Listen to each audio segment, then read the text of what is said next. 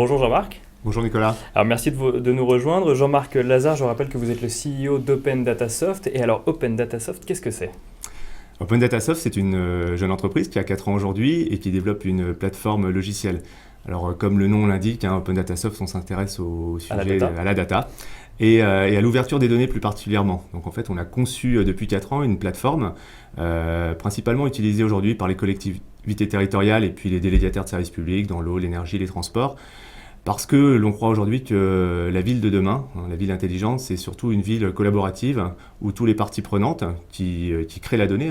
La ville, c'est une sorte de grande base de données qui s'ignore et ces données sont créées aussi bien par la ville, les citoyens parfois, les entreprises privées et leurs délégataires, ne se fera que si chacun d'entre eux est capable de mettre à disposition ces données, des fois dans des conditions totalement libres et gratuites quand ce sont les données de la ville, parfois dans des conditions plus restreintes, en tout cas de les mettre à disposition des autres. Parce que j'entendais le débat précédemment où on parlait de mobilité, on ne peut pas imaginer demain une ville où on améliore la mobilité des habitants, des touristes, des gens qui viennent faire du business, si on ne peut pas mobiliser à la fois les données des transports en commun, des entreprises privées, des blablacar, etc.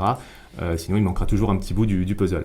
Et alors, quand ils maîtrisent ces données, qu'est-ce qu'ils en font, ces villes et ces collectivités ? Alors déjà, il y a un premier point, c'est déjà de comprendre. La donnée, quand on la rend intelligible, quand on permet de l'agréger, de mutualiser toutes ces sources de données, ça permet de comprendre ce qui se passe. Parce que bien souvent, on se fait plein d'idées sur comment les gens se déplacent, quelles sont leurs attentes.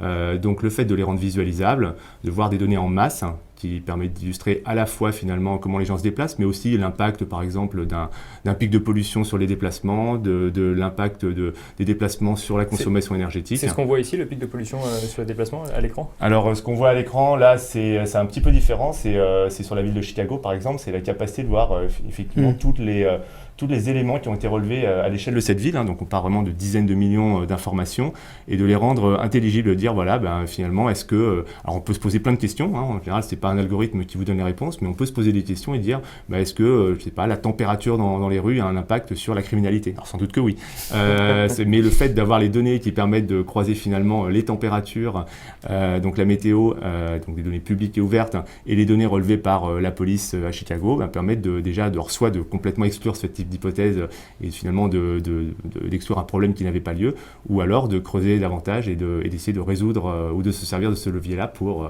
améliorer les choses. En fait, vous nous faites rentrer dans l'ère Minority Report où on anticipe un certain nombre de choses avec les données qu'on a. Il y a un peu de ça, mais ce qu'on voit, c'est qu'en fait, nous, on va essayer de permettre aux gens de prendre la main sur les données. C'est-à-dire que Minority Report, effectivement, il y a une logique derrière. C'est un exemple précis et fiction. Mais qui correspond assez bien à la vision de certains acteurs du monde des logiciels qui voient la ville finalement comme quelque chose qui se piloterait à partir d'une grande salle de contrôle et on appuierait sur des boutons pour finalement influer le comportement des gens. Donc il y a un peu de ça effectivement pour gérer des choses bien spécifiques. Quand on doit gérer, je sais pas, les feux tricolores dans une ville, oui, on peut faire ça comme ça.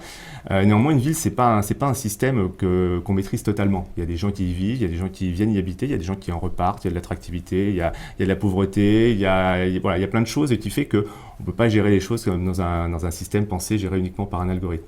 Donc nous, ce que l'on pense, c'est que grâce effectivement à une notion plutôt de ville ouverte, d'open cities comme par certains plutôt que de smart cities, on redonne la main aux gens qui décident. Alors c'est à la fois nos gouvernants, ce sont des gens qui évidemment ont entre les mains des politiques publiques et sont là aussi pour représenter les habitants. Et grâce à des plateformes d'open data telles qu'on les développe, donner la main à tous les parties prenantes, que ce soit finalement les entreprises, les citoyens, qui à un moment donné vont innover et vont proposer, suggérer de nouveaux usages en mobilisant un matériau qui est essentiel, qui est la donnée. Ça ne suffit pas, mais qui est la donnée. Il n'y a qu'à voir, par exemple, vendredi dernier, il y avait un hackathon NEC Merguitour organisé par la ville de Paris, où pour la première fois, je crois, à mon avis, on mobilisait tous les services impliqués par la sécurité dans la ville de Paris, que ce soit la ville, la préfecture, la police, des habitants, des citoyens, des victimes des attentats. Et donc, tous ces gens-là se sont mis autour de la data, on va dire ça comme ça, pour essayer d'imaginer des nouvelles solutions. Alors, moi, il y a quelque chose qui m'a frappé dans ce que vous venez de dire, c'est que vous avez parlé de données intelligibles. Ça veut dire qu'en fait, on parle de la ville intelligente de demain, mais l'enjeu aujourd'hui, c'est de rendre la donnée qui nous permettra d'aller vers la ville intelligente tout simplement intelligible.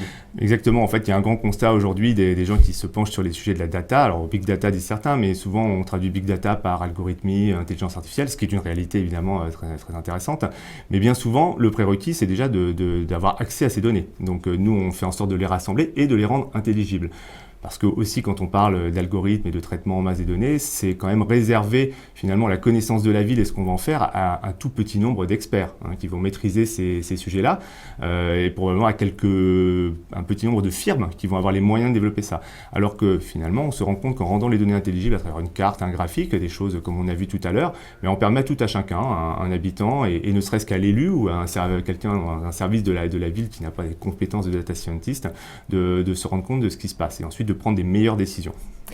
Messieurs, donc la ville de demain, c'est aussi ça, c'est la ville ouverte en fait finalement où les données sont ouvertes à tous? Ou en tout cas aux acteurs, pas forcément à tous, aux acteurs. Les données, les services, les logiciels, les codes sources de ces logiciels, clairement c'est une ville interactive et contributive qui favorise les interactions et où tout le monde est acteur de la ville, clairement. Je crois qu'en fait, on se rend compte que tous les acteurs de la ville ont un intérêt commun. Il y a certains qui pourraient dire la ville, je vais m'en occuper à la place de la ville elle-même, de la municipalité, et donnez-moi les clés du camion, on va faire un beau contrat. Et je m'en occupe pour vous. On ne peut pas dire que certains industriels ne tentent pas ça. Et puis finalement, tous les autres disent on a un intérêt commun, on a intérêt à ce que les gens y vivent bien, s'y déplacent bien, si on veut continuer aussi, si on est une entreprise, à vendre nos services, etc. Donc on voit typiquement dans des expériences concrètes, par exemple les derniers projets Smart City lancés par la ville de Paris ou récemment ici les Moulineaux, qui sont nos clients, des industriels comme Cisco, comme des startups qui vont être partie prenante en déployant des capteurs, n'hésitent pas finalement à mettre leurs données, non pas dans leur plateforme, mais sur une plateforme telle que la nôtre, qui du coup est administrée par la ville. Donc il y a un travail collaboratif autour de la donnée, parce que sans ça, on n'arrivera à rien. Stéphane, je ne suis pas spécialiste du big data, mais j'ai le sentiment qu'il reste quand même un point flou qui est quel modèle économique derrière l'utilisation de ces data. Ou est-ce que certains acteurs sont déjà arrivés à transformer l'utilisation de data en un modèle économique avec un vrai client qui paye au bout de la chaîne? Mais il y en a plein en fait. C'est-à-dire qu'on associe souvent big data parce que c'est un terme, ou open data, comme ce sont des termes assez récents, en imaginant que de nouveaux modèles vont émerger.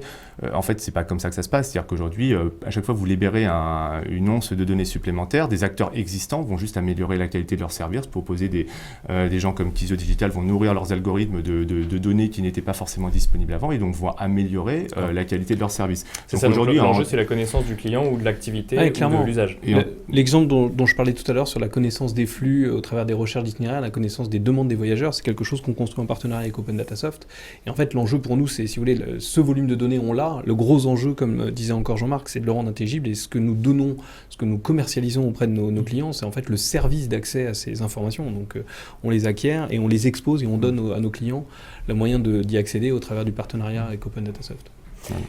Donc c'est un vrai sujet de compétitivité et d'efficacité, à la fois des entreprises qui se nourrissent déjà mais qui se nourriront encore davantage de ces données et des acteurs publics qui ont à optimiser aussi la qualité du service au public et les dépenses. Alors messieurs, je vous propose d'accueillir maintenant Samantha Seban qui va nous rejoindre pour le clin d'œil de la semaine.